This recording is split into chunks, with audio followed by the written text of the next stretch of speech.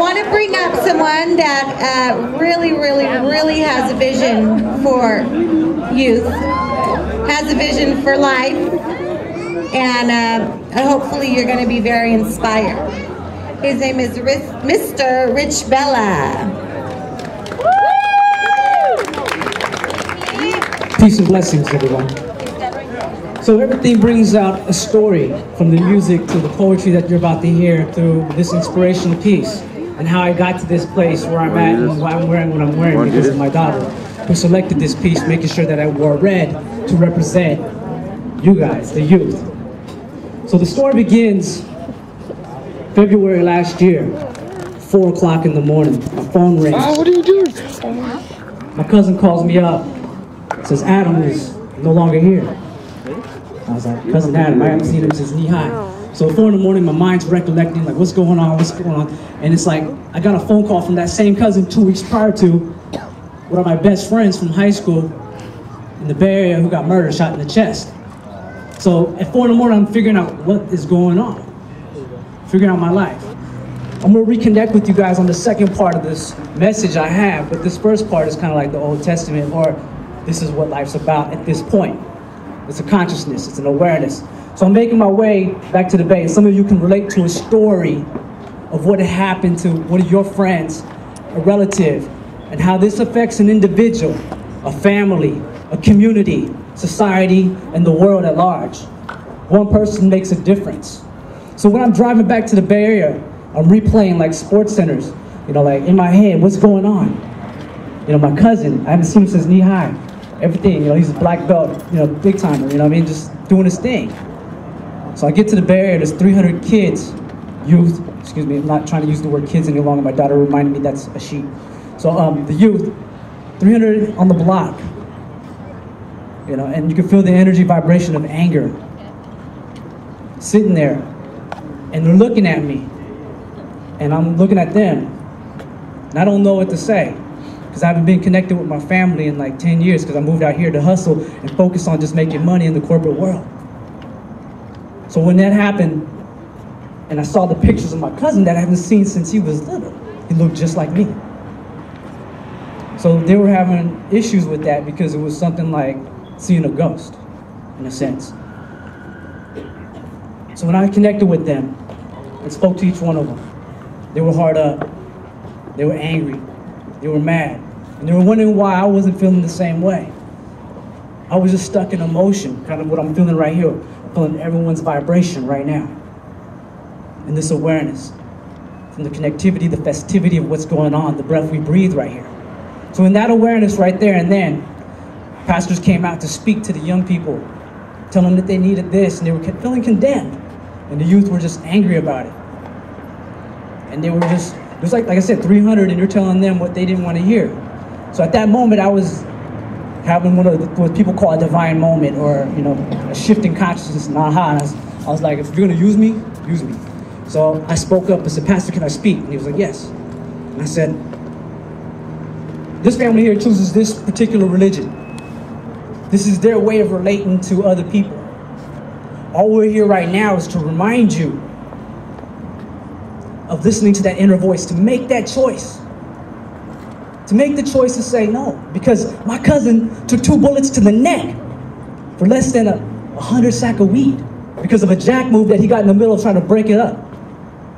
Because he was trying to get out of that life. But his life was not for any other purpose than for people to raise up in awareness, to wake up to their true selves, to become more and never less. And some people may never get that opportunity. But I took that and saw a part of me die to the grave. And I said, what am I going to do with this newfound knowledge? What am I going to do with this new life?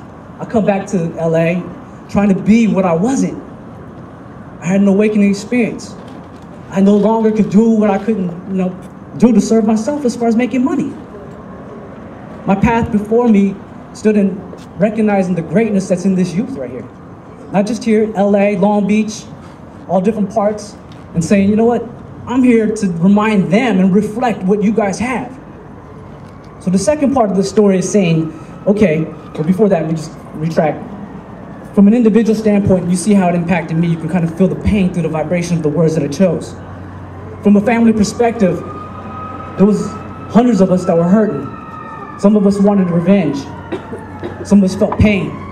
From a community standpoint, 300 people of the youth that had parents, that had other people connected to that. The church was filled up, out the door, into the streets. The burial site was packed.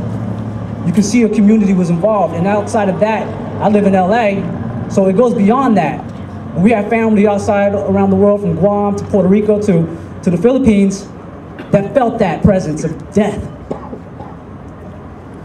So what you're feeling right now, especially what's going on in the Philippines right now in the Pacific realm, you're feeling that all the way here in California. So now, the second part of my message, which I'm going to elaborate more on, is saying yes to life. Can you guys say that with me? Yes to life. Yes to life. One more time. Yes to life. Yes to life. So what does that mean? Let's take a breath, everybody. Just breathe with me real quick. Take a deep breath in and exhale. See, in that very moment, you didn't have to think about anything. You just became that breath. You are that breath of life. So you are in the existence of the trueness of who you really are. Now, there's these illusions in life that come out of television, what you were brought into this world, some of our parents' paradigms, some of the teachers that say that you can or can't do whatever it is that you chose to do. That's where creative expression is great. So when you see these performers and you clap for them, you're clapping for them because of what you see in yourself, the potentiality to evolve and expand even more and become greater. You can shine. It's like a Marianne Williamson poem that Nelson Mandela spoke on, and just to summarize it up, is when you don't light up and you don't shine the way you're supposed to, you're not doing that person next to you any justification. You're not standing in your truth. And when you don't do that, you bring everyone else down because you're not stepping up. So by being creative, your writing abilities, whether it be in physical expression in sports, I invite you to encourage yourself to say, I will do the best for myself. Because in that individual moment, your community, your family is expanding in that consciousness with you and becoming even more with you. And as you step into that, there's a global effect because it's a domino effect.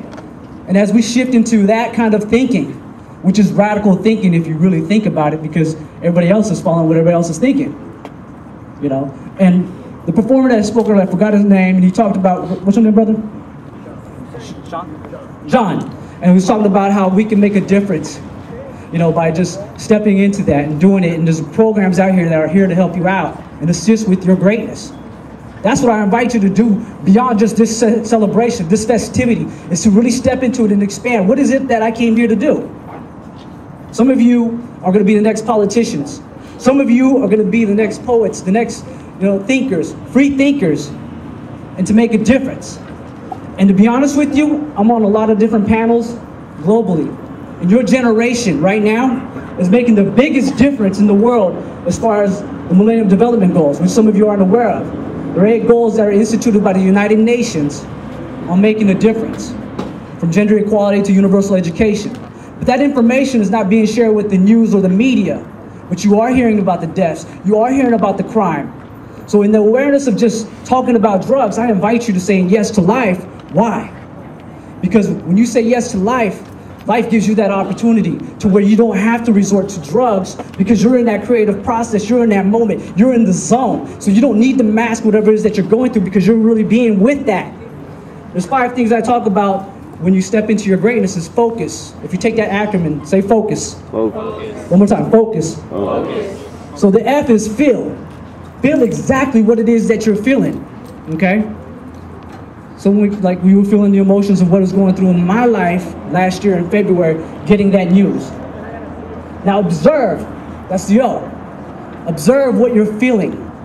Because most of us go into a space, and I found myself guilty about it, was going into a judgmental space. Always comparing, whatever, contrasting. And that's how I was taught to think, is to be judgmental. And that's how most of us are taught to think growing up, is to be judgmental. So when we go into an observation, we actually step back and we see what we are feeling. And then we recognize the thoughts and where it came from, because those aren't my thoughts. You came into this world perfect. You came into this world whole. It was the programs and the downloads that were going up on you guys to where it created the illusions or the separation that created fear. So as you recognize that truth and say, I'm observing, okay, this is not mine, this is someone else's stuff. So get into a place which I call C is centering. Centering. Some people use meditation, yoga, ohms, chants, whatever it is, you know, hitting the baseball, golf ball, shooting basketball, whatever it is that gets you into that centered place where you just match that vibrational energy that just kind of went through you.